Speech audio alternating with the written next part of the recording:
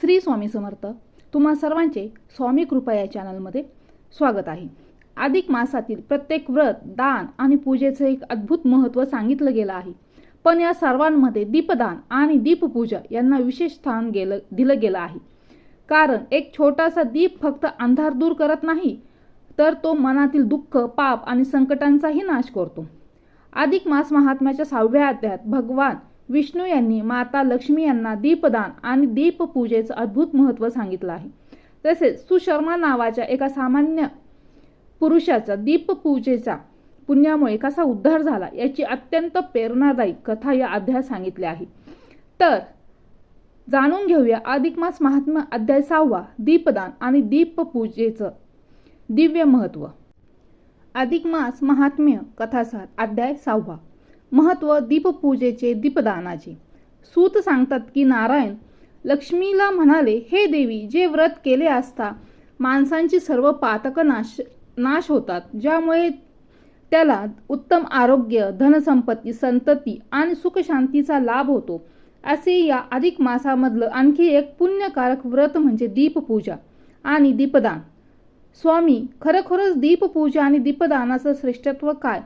ही दीपपूजा कशी करायची? दीप कोणाला दान करायचं याबद्दल आपण मला सविस्तर माहिती द्या. ती मी ऐकायला अतिशय आतुर आहे, लक्ष्मी म्हणाली. तेव्हा भगवान म्हणाले, प्रिये, अधिक मासात पहाटे लवकर उठावं, शीतल जलाने स्नान करावं, घरातल्या देवांची पूजा करावी. ज्या जागेवर दीपपूजा करायची ती जागा सारून किंवा स्वच्छ पुसून घ्यावी. त्यावर सुंदरशी रांगोळी काढावी. पाट किंवा चौरंग मांडावा.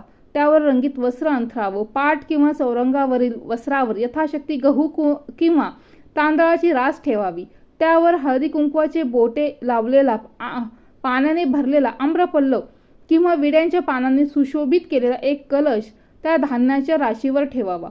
कलशामध्ये विड्याची 2 पानं, सुपारी व एखादं नाणं ठेवावं. कलशावर ताम्हण ठेवून त्या ताम्हणात तांब्याचा किंवा धातूचा एक दिवा ठेवावा. हा दिवा शक्यतो तुपाचा असावा. कलशापुढे गणेशाची सुपारी असावी. शक्य असेल तर त्या कलशासमोर राधाकृष्णाची प्रतिमा किंवा लक्ष्मीनारायणाची मूर्ती ठेवावी. सोबत उदबत्ती, निरांजन आणि घंटा ठेवावी. उपासकाने शुचिर्भूत होऊन चौरंगासमोरील पाटावर बसावे. कुलदेवतेचे माता, पिता, गुरु यांचे स्मरण करावे. चौरंगाजवळच निरंजन अथवा समई लावून घ्यावी. मग आचमन करून दीपपूजन आणि दीपदानाचा संकल्प करावा. मग श्री गजाननाचे, कलशाचे, समईचे, घंटेचे पूजन करावे. कलशावरील ताम्हणात जो दीप प्रज्वलित करून ठेवलेला आहे त्या दीपाची भक्तिभावाने षोडशोपचारे पूजा करावी. अशी पूजा केलेला तो दीप ब्राह्मणाला दान करावा. त्यासोबत ब्राह्मणाला वस्त्र, पात्र, 33 अनारशी इत्यादी वस्तू द्यावेत. मिष्टान्न भोजन, तांबूल, विडा व दक्षिणा द्यावी. त्यास विष्णू कृष्ण स्वरूप मानून नमस्कार करावा आणि त्यांचा बरोबर आशीर्वाद घेऊन याबरोबरच या व्रताची वेळी अपतेष्टांना पुरणाचे धोंडे करून जेवू घालण्याची, तसेच नारायण स्वरूप जावयाला धोंडे, अनारसे, बत्ताशे, खारखा, सुपाऱ्या, फळे इत्यादी वस्तू दान देण्याचीही काही लोकांची चाल आहे. अधिक मासात जो तो मनुष्य यथाशक्ती दान धर्म करत असला, राजे रजवाडे आणि धनिक मंडळी गोदान, हिरण्यदान, भूदान इत्यादी जरी देत असले तरी त्या सर्वांपेक्षा या दीपपूजन आणि दीपदानाचे पुण्य हे जास्त आहे.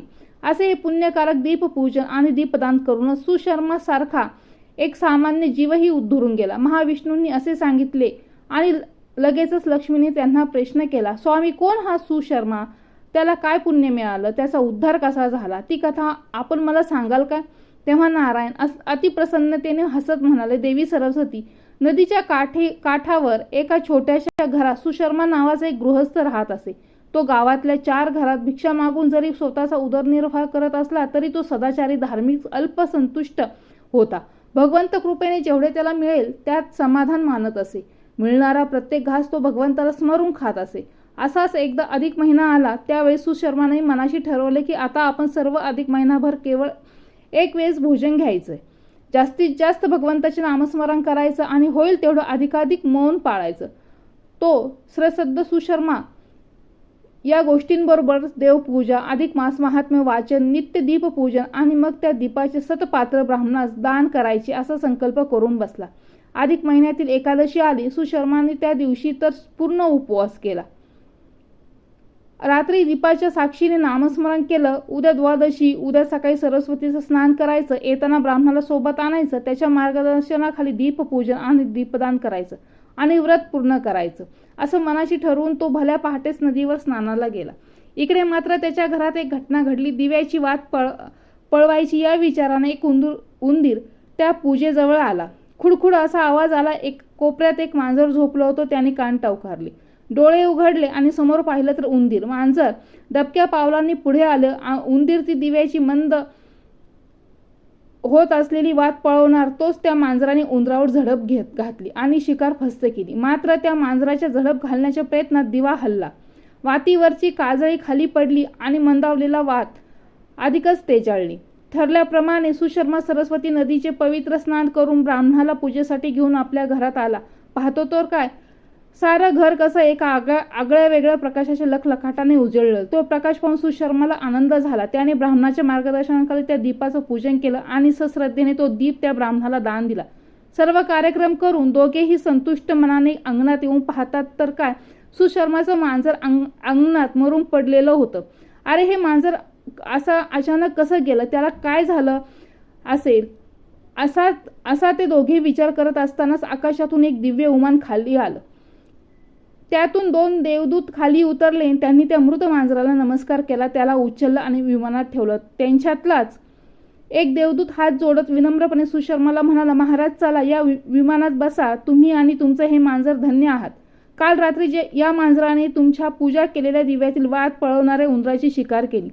त्यामुळे धडपडीत विझू पाहणारा दिवा पुन्हा प्रज्वलित झाला आणि त्या प्राण्याच्या हातून जी सेवा घडली म्हणून त्याच्या मृत्यूनंतर उद्धार झाला. महाराज, तुम्ही तर अधिक मासात हे दीपपूजेचे आणि दीपदानाचे व्रत केले, त्यामुळे भगवान पुरुषोत्तमाने तुम्हाला गोलोकात घेऊन येण्यासाठी हे विमान आणि आम्हाला पाठवले आहे. तेव्हा हे पुण्यवान पुरुषा, चला बसा. सुशर्माचे अधिक मास सेवा फळाला आली. त्याला भगवान पुरुषोत्तमाने गोलोकी मानाचं स्थान दिलं आणि त्याला आणायला विमान पाठवलं. त्या ब्राह्मणाला वंदन करून सुशर्मा त्या देवदूतासह विमानात बसला आणि ते विमान आकाशमार्गी झेपावलं.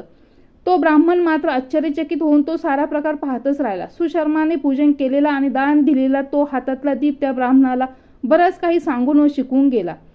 अध्याय 6 समाप्त. श्रीकृष्णार्पणमस्तु. तर अशा प्रकारे या कथेतून आपल्याला हे समजतं की श्रद्धेने केलेली दीपपूजा आणि दीपदान हे केवळ एक साधं धार्मिक कार्य नसून ते आपल्या जीवनातील अंधार दूर करून सुख, शांती आणि पुण्य प्राप्त करून देणारं दिव्य साधन आहे. अधिक मासात केलेला एक छोटासा दीपही भगवान विष्णू आणि माता लक्ष्मी यांची कृपा प्राप्त करून देतो.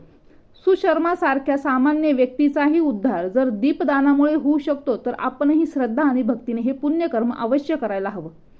जर तुम्हाला ही कथा आवडली असेल तर व्हिडिओला लाईक करा, शेअर करा आणि अशाच अधिक मास महात्म्याच्या कथा ऐकण्यासाठी स्वामी कृपा या चॅनलला सबस्क्राईब करायला विसरू नका. श्री स्वामी समर्थ.